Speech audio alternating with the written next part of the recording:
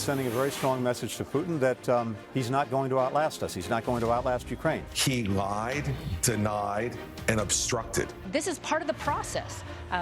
Every different members bring their ideas forward, including the Freedom Caucus. Hello, everyone. I'm Caitlin Huey-Burns in Washington. Welcome to America Decides.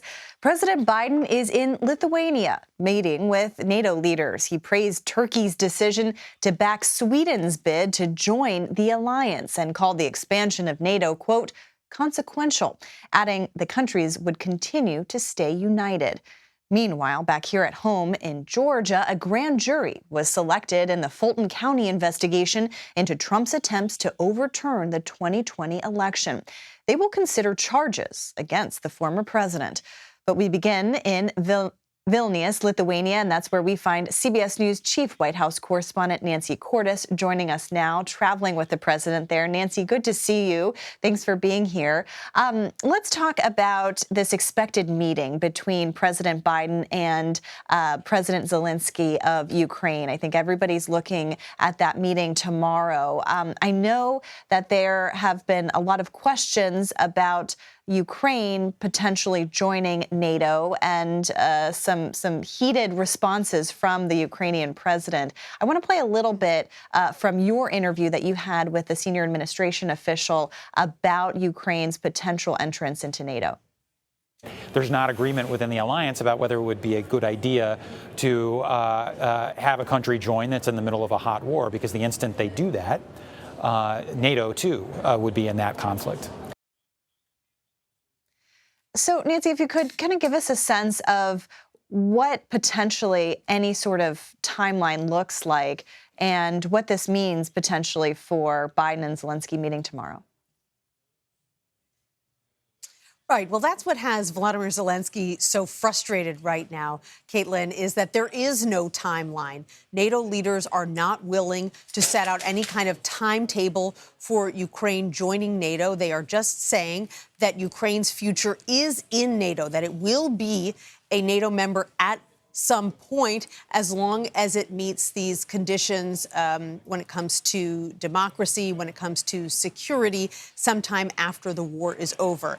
And Zelensky wants more. He wants a timetable. He wants more specifics. And he hopes to get more of those specifics when he sits down with President Biden here in Vilnius on Wednesday.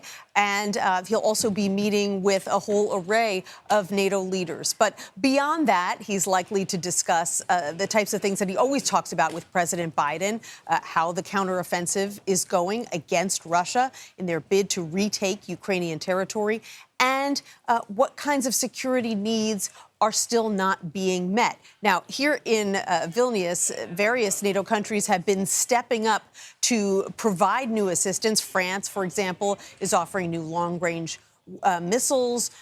Germany is offering armored vehicles and tanks. And just today, a consortium of 11 nations announced that they were going to be, for the first time, training Ukrainian pilots on American-made F-16s. That's something that Ukraine has been seeking for quite some time. So the nations here are stepping up. They just aren't giving Ukraine what it wants the most, which is NATO membership and the security that comes along with it. Right. It's really interesting that the member that's not in NATO is really kind of center stage here at this summit. It also comes, of course, as NATO is expected to be expanded now that the deal yesterday was announced that Turkey would allow Sweden to move forward with joining NATO eventually. What's been the response to that deal? It does seem like Turkey ended up getting a good amount out of this. Turkey got a lot out of it because it had specific reforms that it wanted Sweden to make in order to grant its support for Sweden's accession to NATO. It also wanted some promises about being able to purchase F-16s itself from the United States, and it looks like that is now going to go forward as well. So everyone gets what they want. Sweden gets to join NATO. NATO gets a big, wealthy Nordic country with a strong navy in the alliance. alliance along with Norway, which joined a few months ago. And what that means is that NATO has now expanded to encompass the Baltic Sea. And these Nordic countries have submarines. They have ships patrolling the Baltic. That's something that was kind of a weak spot for NATO before, but it isn't anymore. And so there's an air of celebration here because NATO leaders weren't sure whether they were going to be able to announce Sweden joining the alliance, becoming the 32nd nation at this summit. And now, thanks to that breakthrough yesterday, they are able to do so, and they're very happy about it. Yes, of course. And with Finland also joining the alliance where the president is headed later this week. And we will follow you and all of it there. Nancy, thank you so much for your time and reporting. You're welcome. Stateside to Fulton County, Georgia, where that investigation is getting underway. CBS News congressional correspondent Nicole Killian joins us now. Nicole, good to see you. I know you have covered every inch of the lead up to all of this, and now we finally have a selection of grand jurors in this case. Can you kind of take a step back and tell us what this is exactly about? And then also, who are these grand jurors that have been selected?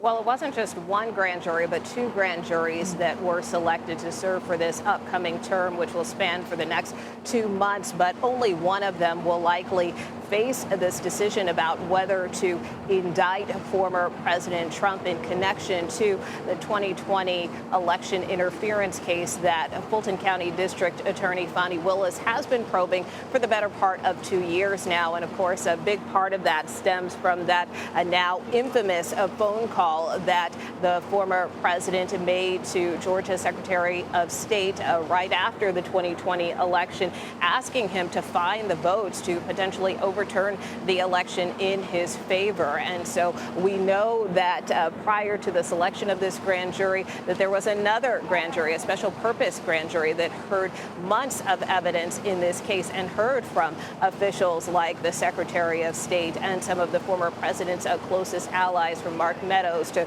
Rudy Giuliani. And so that has really brought us to this moment where now these two panels have been selected. As I mentioned, one of them will eventually hear evidence from the district attorney, Fani Willis, and then they will have the power to potentially indict. And so the district attorney has made clear that that charging decision could come later this summer. Now that this grand jury has been selected, we do expect that she will present that evidence at some point in the coming weeks, followed by a charging decision once this grand jury decides whether to indict or not.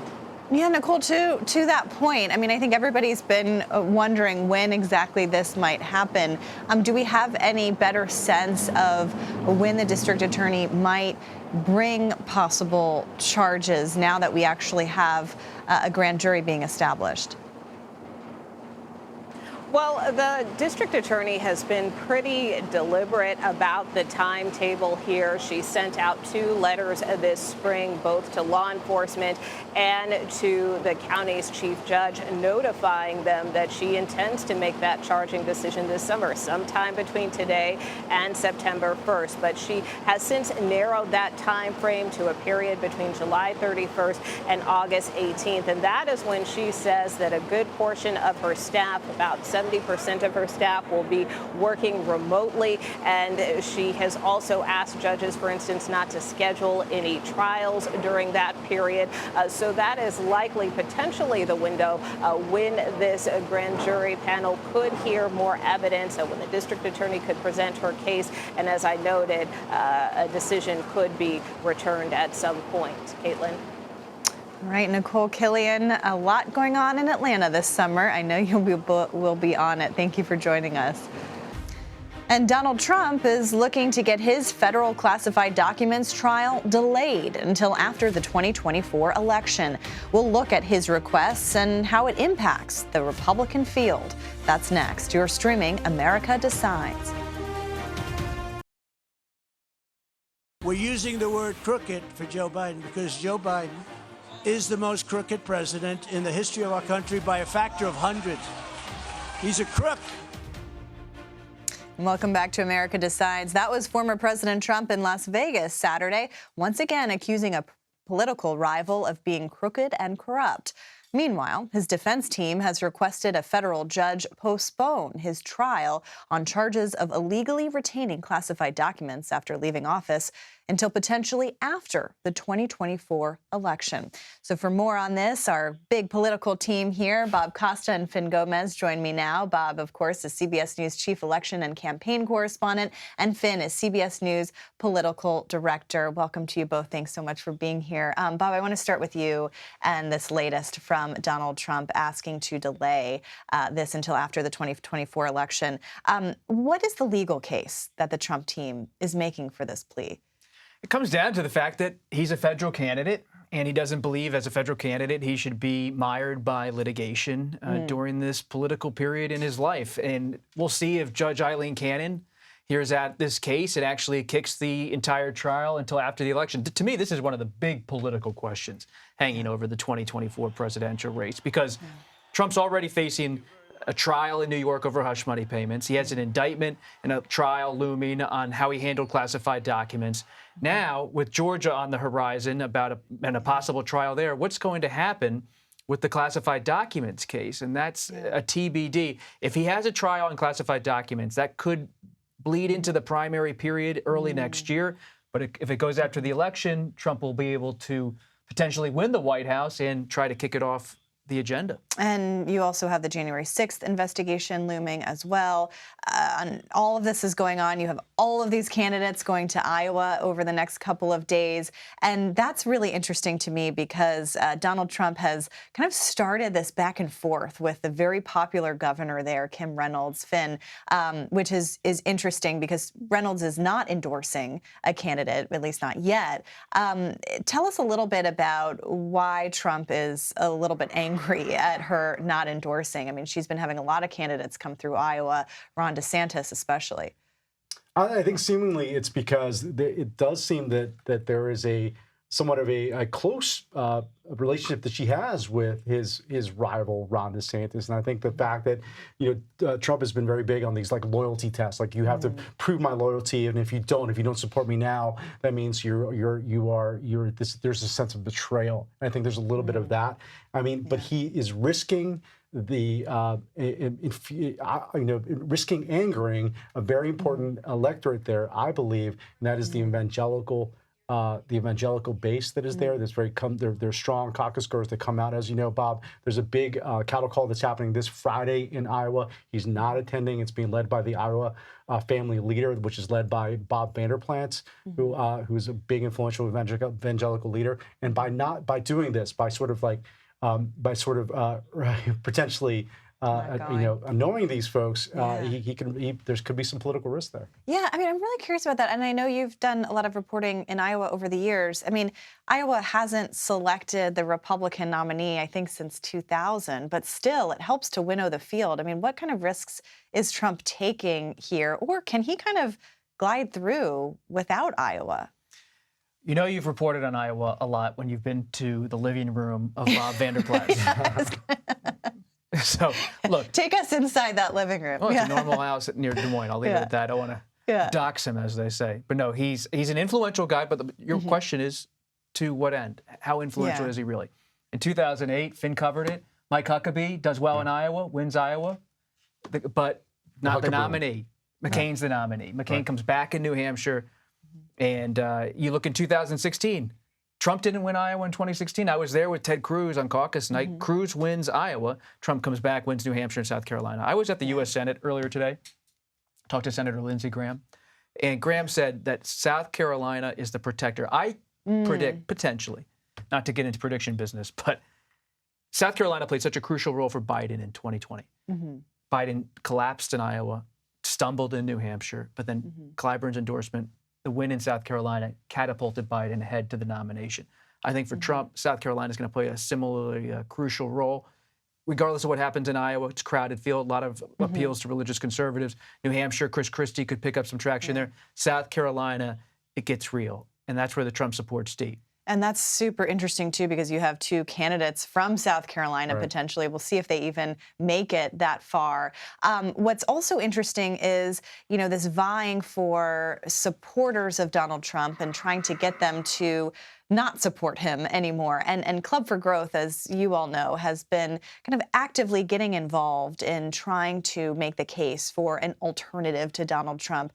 And a PAC that they're supporting is running an ad that I found really interesting. I want to play it and talk about it on the other side. He's got so many distractions, and I'm not sure he can focus on moving the country forward. We're going in the wrong direction. I mean, we definitely need somebody that can freaking win. I think you'd probably lose that bet if you voted for Trump. So this idea of electability, but also what was interesting to me is that this is speaking to Trump supporters in another way, kind of saying that all of these attacks, all of these investigations are going to be a distraction. So let's find someone else. I'm curious if you think that has the potential to resonate. I mean, Donald Trump is leading in all of the polls in the early states. And he's leading by a wide margin, right? But to Bob's earlier point, though, I think some of these Republican rivals to Trump believe that there is the possibility that it's not sustainable. The strength that he has right now in the polls is not sustainable with these investigations and the looming potential hurdles that he has legally, that it's enough to talk to that same voter, that the Club for Growth, who are backed by the Koch brothers, who have made no qualms about their dislike for Donald Trump, but nonetheless believe that there is an argument to be made to your MAGA voter saying, I know you like Trump, you can still like Trump, but it's time to move on to someone else. But I would love to hear both of your perspectives on this. Okay, so the Club for Growth has all these ads. They're making a case against Trump. But let's say Trump doesn't show up at the first debate in August in Milwaukee. Yeah. So how is anyone going to get any traction against him if he's not on stage? It's not going to come through ads. I just don't see it. And that's the big question mark, is if Donald Trump shows up and what the incentive is for him. And I actually, to the point about the debate, it's really interesting to see all of these other candidates trying to jockey to get on that debate stage. I mean, Doug Burgum has kind of a controversial plan that he's giving out gift cards to for $1 because you have to have a certain number of donors. Sounds like me at Christmas with my siblings. Exactly. Another gift card to a coffee shop. But anyway. Yeah, I mean, if that gets you on the debate stage, but let's say Trump doesn't show up. Is DeSantis the target for everybody else, not Trump? If you look at his financial strength, yeah, potentially. But still, I mean, I think there's a lot of potential for others to maybe move around that. But right now, it's still Trump's ball game, as we all know. You look at those poll numbers. You look at his fundraising numbers. The only thing that could really impact that are those looming investigations, are those looming trials. Is Fulton County? Is Jack Smith? That could be a real collision into his trajectory potentially. That's what some of his But rivals are voters looking don't for. seem to care on the Republican side. Yeah, no, that's valid. And sorry. And we'll see whether, the more that these investigations develop, the more they came, whether that strengthens his hand or whether these other candidates take it to Trump directly, because they haven't really, Chris Christie has. Chris Christie That's has, about it. and that's kind of his lane. But some of these others haven't gone there But yet. will he make the debate stage? That's the big question. Well, this is why we have to have you both back all the time to monitor all of this over the next several months. Good to see you both. Thank you, Bob and Finn. And next, the Biden administration is facing allegations from House Republicans regarding over $25 billion worth of federal funds. We'll speak to the chair of the committee looking into that matter next. You're streaming America Decides.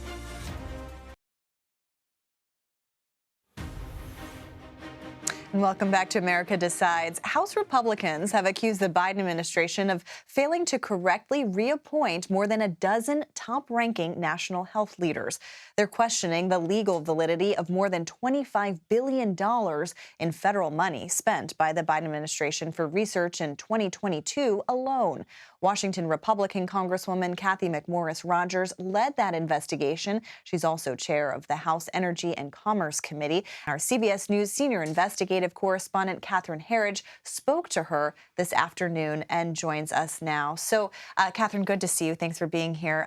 What did the Congresswoman have to say about this investigation? Well, the Congresswoman led a months-long investigation out at the House Energy and Commerce Committee, and it alleges that Health and Human Services did not follow the law, something called the Cures Act, when they reappointed more than a dozen senior NIH officials. And this apparent snafu, they said, jeopardizes the legal validity of billions in federal research grants. For voters, why do the findings matter? Well, these findings matter because this is about accountability in government. This is about ensuring that taxpayer dollars are spent wisely, that federal employees, the cabinet secretaries are following the Constitution and the law, that every taxpayer dollar is being spent in a responsible, accountable way. A spokesperson for Health and Human Services told CBS News that the allegations, in their words, are clearly politically motivated and lack merit. And they said at least 5 NIH officials went through a similar appointments process under the Trump administration. Your response? Health and Human Services seems to keep changing their story. This is just their latest effort. I don't know if they don't know what the law is or they are intentionally misleading. I believe that they are referring to Title 42 special appointments that these individuals do receive. It deals with their pay scale. But what we are talking about is a separate provision in the law. It was added in the 21st Century Cures to provide accountability to taxpayers and by Congress. It was intentional, and it is to ensure that these individuals actually are appointed or reappointed by the Secretary every 5 years, and that didn't happen in December of 2021. They could have corrected it immediately when we brought it to their attention, but they didn't. Well, the Biden administration thinks these research grants, and we're talking about billions of dollars here, are on sound footing. An HHS official told CBS News that Secretary Becerra signed affidavits to guard against any future legal challenges. But as you heard from the Congresswoman, House Republicans say that move does fall short. Caitlin. And that's a lot of money and oversight necessary. You also spoke to her about the former president, Donald Trump, and kind of the impact that he's had on the party. She, of course, used to be a while ago a member of House leadership. Did she say anything about his influence? Would she go there? How is she assessing it? Well, we started the conversation by getting some questions in about the Freedom Caucus. She, as you mentioned, had previously served in leadership. And so we asked her for her take on the Freedom Caucus and these reported conflicts. As you could expect, she was pretty diplomatic, saying the Republican Party is open to a broad range of ideas. Okay, so what's happening with the Freedom Caucus? Well, I think when you look at the record, our record in this new majority in the House, we have a very slim majority, and I'm very proud of what we've been able to do. That we have come together, we've united as Republicans with the Freedom Caucus and other members to actually get a major energy bill, H.R. 1, unleashing American energy, domestic energy production, into the Senate. We've passed the Parent Bill of Rights. We have gone to work on a whole host of issues and gotten the votes in the House. It's the legislative process, and I applaud Speaker McCarthy for opening up the legislative process, making it more of a bottom-up approach. For House Republicans, has the Freedom Caucus become a distraction? The Freedom Caucus is one of many caucuses on Capitol Hill, and they have a group of members that they have their priorities. What I was highlighting is that they bring their ideas forward, as well as the 200 nearly 200 Republicans in the House, working with Democrats whenever we can. But we've been able to unite around some major policy victories. And based on that conversation, I think we can conclude that we haven't heard the last of the Freedom Caucus debate. Yeah, it'll be very interesting to see how they navigate all of this. Yeah. I mean, especially in the Biden administration is very different from operating under the Trump administration. And I'm kind of curious if she addressed Trump's influence on the party as well, because that's something that we're kind of all watching too, is, how lawmakers, whether they're coalescing around any candidates yet in this Republican primary. Well, the short answer is I asked her about this grand jury that's been seated in Georgia and whether an indictment on January 6th would be a tipping point. And she said that she was going to have to take a wait-and-see attitude, see what the grand jury came up with. But she acknowledged what she said were significant policy and strategy victories under the last administration. And that seems to be how a lot of Republicans are looking at this, and balancing all of this as the investigations continue. Catherine Herridge, great to have you and to have that interview with McMorris Rodgers. Thank you so much. And that does it for us today. You can stream America Decides Monday through Thursday at 5 p.m. Eastern. You're streaming CBS News.